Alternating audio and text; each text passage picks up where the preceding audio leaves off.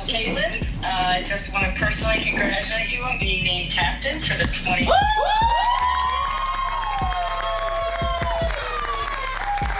The better part of 2 years, maybe even 3 years, the mainstream media has been trying to convince us that Angel Reese is a huge star. The WNBA's annual Midsummer Showcase has once again turned into a spotlight for controversy, with Angel Reese left watching from the sidelines while Caitlin Clark gears up to captain the 2025 All-Star Game. What many hoped would be the next chapter in their fiery rivalry has instead become a sobering reminder of the difference between hype and hard-earned success, between noise and numbers, fame and real elite talent. Angel Reese, I'm sorry, ma'am. What makes you think that you deserve to be in the top 10 in the whole WNBA in voting? Don't you know you got to compete with Plum, Collier, Breanna Stewart, Sabrina Ionescu, who else? Caitlin Clark, who is ranked 4th in the WNBA. She's ranked 4th. You are ranked 25th. Angel Reese and her infamous me bounds are back in the spotlight, but this time for all the wrong reasons. After earning an All-Star spot in her rookie year, Reese entered the 2025 season thinking she had cemented herself as Caitlin Clark's equal, a belief the voting public has now completely dismantled.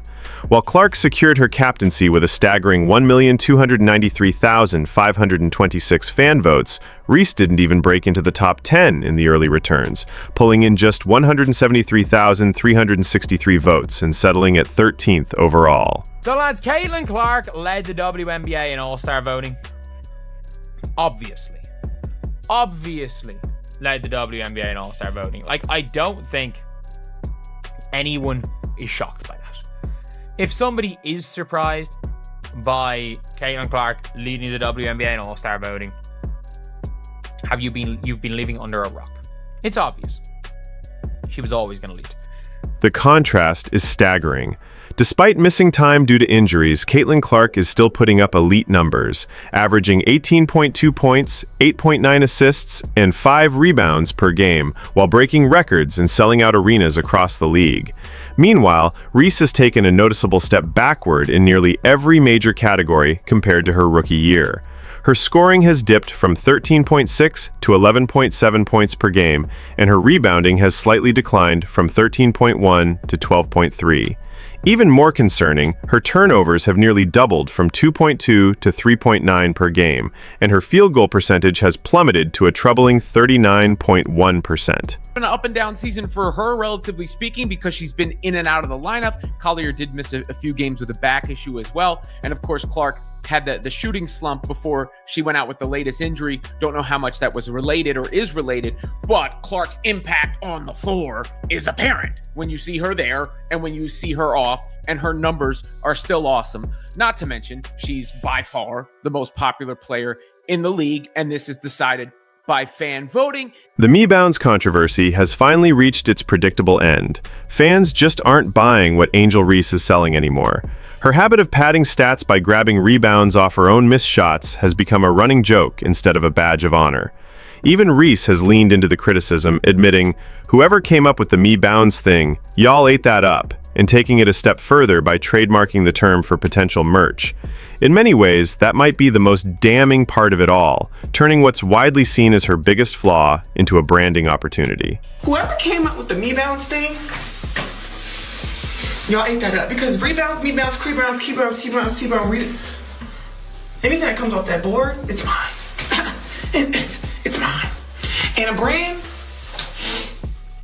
that's 6 figures right there. Whoever came up with that, the trolling, I love when y'all do it, because like the ideas be good. Like when y'all have to alter my face and shit, because I'm cute. All right, whatever. Like that doesn't get me. But like when y'all came up with Me Bounds, because statistically, all the rebounds that I get aren't always just mine. They're like the defenses too, or somebody else's on my team. But when y'all came up with Me Bounds, y'all ate one little thing. Jenny, we're ranking. We're gonna work with that. But this goes far beyond just statistics. It's about impact. Caitlin Clark has single-handedly elevated the entire landscape of women's basketball, packing arenas and shattering TV viewership records. Meanwhile, Angel Reese's Chicago Sky are floundering with a disappointing 5-11 record, stuck at the bottom of the Eastern Conference.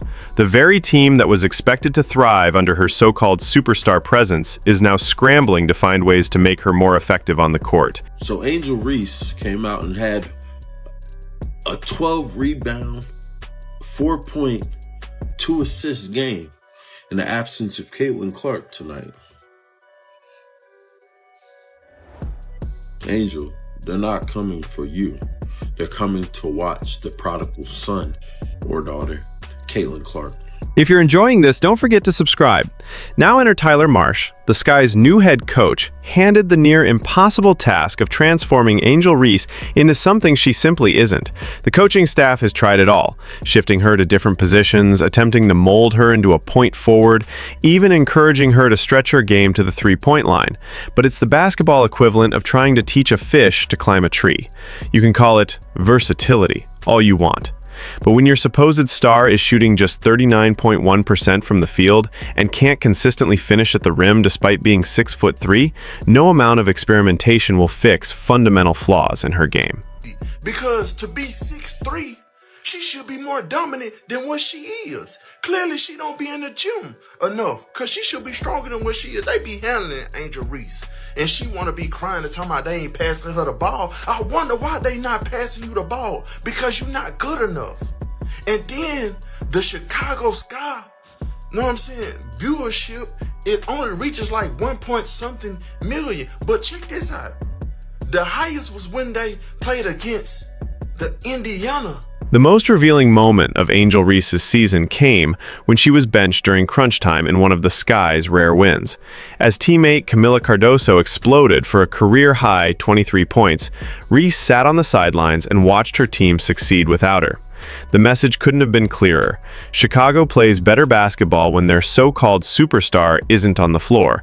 Even the Sky's front office hasn't sugarcoated it, with the GM bluntly stating, "The team needs more from Reese." When your own organization is publicly questioning your value, it's a major red flag. And the fact that Reese was named Sky's Player of the Week for putting up 17 points and 11 rebounds in a loss only highlights how low the expectations have dropped. Those used to be considered underwhelming numbers for someone with her supposed talent. You know, in the past, when I said things like Angel Reese is not a good basketball player, I think I spoke too soon.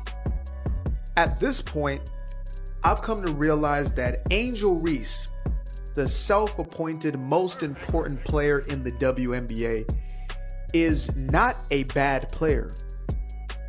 She may be the worst player, at least whose name we actually know, right? Meanwhile, Caitlin Clark continues to rewrite the WNBA record books.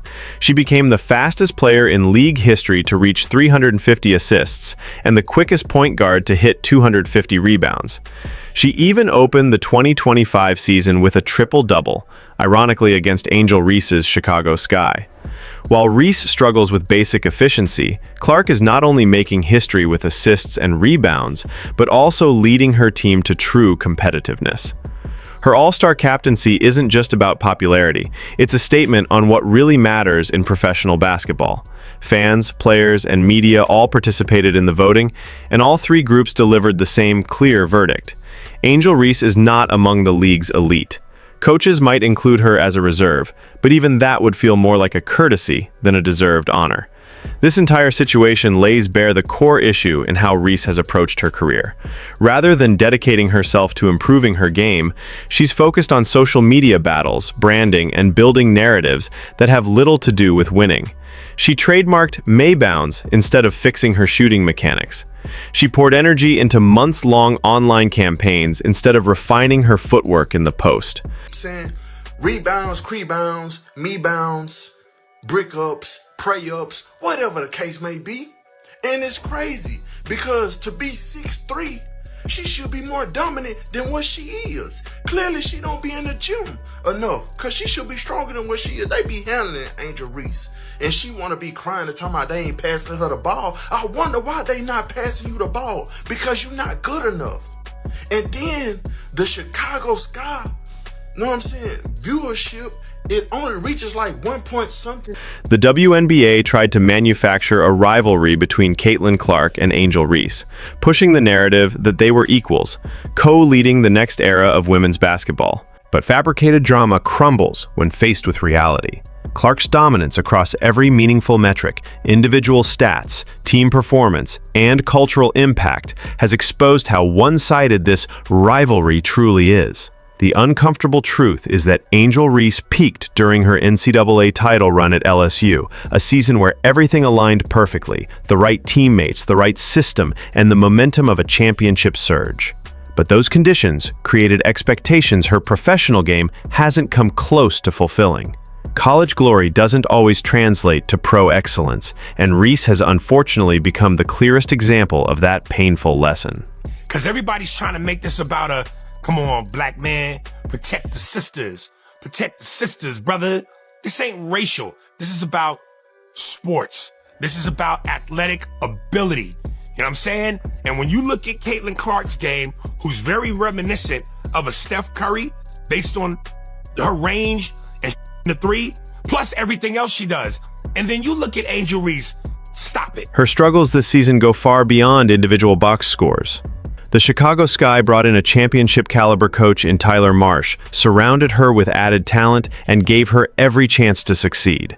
Instead, the team has regressed, and Reese's inability to adjust to the demands of professional basketball has become painfully clear.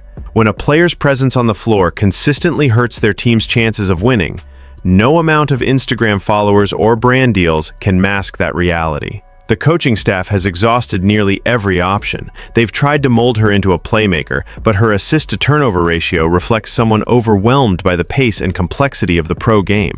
They've encouraged her to extend her range, but shooting just 30.8% from beyond the arc on limited attempts doesn't scare anyone. They even experimented with her as a point forward, but that move produced more turnovers than it did highlights. I ain't gonna lie, this bitch so trash. Y'all gotta understand, she gets so many rebounds because she missed the layup 50 times before even getting fouled for real. You got sports bettors making thousands and thousands of dollars on her missing her first shot. Like, how you that tall and close to the rim, you can't even make one layup game? They pay your ass way too much money for this shit. Meanwhile, Caitlin Clark got this bitch playing like Steph Curry. She missed so much, they gave her her own slogan. They call her ass Me Bound. I'ma miss the layup, I'ma get it, rebound, and I'ma miss the layup.